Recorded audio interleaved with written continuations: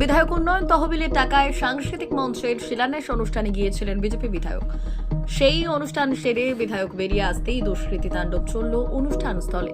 নির্বিচারে ভাঙচুর করা হলো চেয়ার, টেবিল, বাদ্যযন্ত্র, মাইক, টোটো। মারধর করা হলো অনুষ্ঠান স্থলে উপস্থিত একাংশকে। ঘটনা বাঁকুড়ার পাত্রসাহেব ব্লকের হামিরপুর গ্রাম পঞ্চায়েতের নিমাইনগর গ্রামে। বিজেপি বিধায়কের দাবি, তৃণমূলের নেতৃত্বেই এই হামলা হয়েছে। পাল্টা তৃণমূলের দাবি, তৃণমূল নয়, গ্রামের মানুষের ক্ষোভের বহিঃপ্রকাশ ঘটেছে। স্থানীয় সূত্রে জানা গেছে, বাঁকুড়ার সোনামুখী বিধানসভার হামিরপুর গ্রাম পঞ্চায়েতের নিমাইনগর গ্রাম সংলগ্ন ফুটবল মাঠে একটি সাংস্কৃতিক মঞ্চ তৈরির জন্য বিধায়ক উন্নয়ন তহবিলের টাকা বরাদ্দ হয়।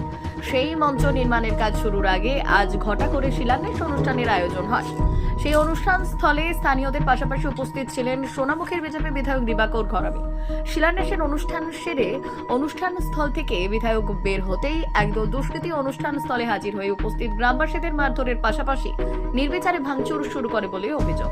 ভেঙে গুড়িয়ে দেওয়া হয় অনুষ্ঠান স্থলে থাকা চেয়ার, টেবিল, মাইক, টোটো, এমনকি অনুষ্ঠানের বাজনা বাজাতে আসা বাজনদারদের বাদ্যযন্ত্র। বিধায়কের দাবি, তৃণমূল 15 বছরে এলাকায় কোনো উন্নয়ন করেনি। সেই জায়গায় বিধায়ক উন্নয়ন তহবিলের টাকায় উন্নয়ন হচ্ছে তা সহ্য করতে না পেরে তৃণমূলই এই হামলা চালিয়েছে। অভিযোগ উড়িয়ে পাল্টা তৃণমূলের দাবি, এই ঘটনার সঙ্গে তৃণমূলের কোনো যোগ নেই। 4.5 বছর ধরে এলাকার বিধায়ককে দেখতে পাননি স্থানীয়রা। এখন ভোটের মুখে বিধায়ক উন্নয়ন তহবিলের টাকায় মঞ্চের কাজ করতে গেলে গ্রামবাসীদের ক্ষোভের বহিঃপ্রকাশ ঘটেছে। আজকে ওই গ্রামের মানুষ আমাকে আবেদন করেছিলেন যে আপনি একবার আসুন, ভিত পুজো করে দিয়ে যান, আমরা ভিত পুজো করব। তো গ্রামের মানুষ এত আনন্দিত, কারণ ওই মাঠের জন্য, ওই গ্রামের জন্য কেউ ভাবেনি এতদিন। এত আনন্দিত, তারা বাজনা করেছেন, মাইক করেছেন, পুরোহিতকে ডেকেছেন, পুজোর ব্যবস্থা করেছেন।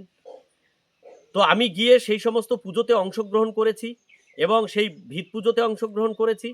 গ্রামের মানুষ আনন্দ উৎসবের পরিবেশ তৈরি করে সেখানে মিষ্টি বিতরণ করেছেন, আমিও সেটাতে অংশগ্রহণ করেছি।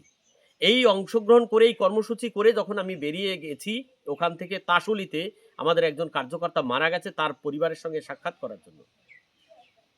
তখন আমি বেরিয়ে যাবার কিছুক্ষণ পরে, যখন আমাদের ওখানে কোনো কার্যকর্তা ছিল না তেমন, শুধু বারুদ ঘোষ ছিল, তখন ওই বারুদ ঘোষের উপরে হামলা করে তৃণমূল কংগ্রেসের দুষ্কৃতীরা। এবং কিছু না পেয়ে গরিব মানুষ যারা বাজনা বাজাতে গেছে তাদের সেই বাজনাগুলোকে ভেঙে দিয়েছে। গরিব মানুষ টোটো চালাচ্ছিল, সেই টোটোটাকে ভেঙে দিয়েছে, মাইক ভেঙে দিয়েছে। এই গরিব মানুষগুলোকে তৃণমূল একটা টাকা দিতে পারবে না, কিন্তু তারা তাদের বাজনাগুলোকে ভেঙে দিয়েছে। লজ্জাজনক ঘটনা এটা। এবং শেষে জেলা সভাপতি বলছেন যে 4.5 বছরে বিধায়ককে দেখা যায়নি, 4.5 বছরে কোনো কাজ করেনি, এখন কেন এসেছেন?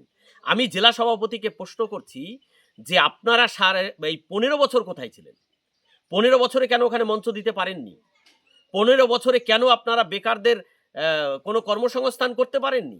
দেখুন, পশ্চিমবাংলার 80,000-এর অধিক বুথে মমতা বন্দ্যোপাধ্যায়ের সরকার, মামাটি মানুষের সরকার, আমাদের পাড়া আমাদের সমাধানে প্রতি বুথে 10 লক্ষ টাকা করে পাঠিয়েছেন। বিধায়ক সাহেব ভোট এসছেন, 4.5 বছর দেখতে পাওয়া যায়নি। এখন মঞ্চ তৈরি করতে যাচ্ছেন, এখন কোথাও মনসা স্থান তৈরি করতে যাচ্ছেন, এখন ক্লাব তৈরি করার প্রতিশ্রুতি দিয়েছিলেন। এলাকার যুব সমাজের একটা অংশ বিধায়ক সাহেবের কাছে জবাবদিহি চাইতে গিয়েছিলেন যে আপনাকে তো 4.5 বছরে দেখতে পাইনি, আজ হঠাৎ কেন যুব সমাজকে পথে নামাচ্ছেন? যেখানে মমতা বন্দ্যোপাধ্যায় যুব সাথীর 1500 টাকা যুব সমাজের জন্য প্রতি মাসে বরাদ্দ করেছেন। আজ ক্লাব তাদের প্রয়োজন নেই, তাদের দরকার মমতা বন্দ্যোপাধ্যায়ের সাথ, মানে যুবর সাথী। সেই জন্যই দিবাকর ঘরামকে হয়তো কিছু করেছে বলে শুনলাম। দেখুন, এটা সম্পূর্ণ অরাজনৈতিক বিষয়, গ্রাম্য বিষয়। অতএব গ্রামের মানুষ একত্রিত হয়ে কি করেছে এটা সোনামুখীর বিধায়ক সাহেবকে গিয়ে জিজ্ঞাসা করুন, আর কেন করেছে তার জবাব বিধায়ক সাহেব দিতে পারে। আগামী দিনে আরো দেখতে থাকুন, যেই এলাকায় প্রতিশ্রুতি দিয়ে মানুষের ভোট নিয়েছিল, 4.5 বছরে সোনামুখী বিধানসভার সংশ্লিষ্ট এলাকায় ওনাকে দেখতে পাওয়া যায়নি। অতএব 4.5 বছরে উনি কি উন্নয়ন করেছেন মানুষ জানতে চাইছে। 4.5 বছরে ওনার দেখা কেন পাওয়া যায়নি মানুষ জানতে চাইছে। ক্ষোভের বহিঃপ্রকাশ উত্তরে উত্তর বাড়তে থাকবে। Bureau report, Rangamati express.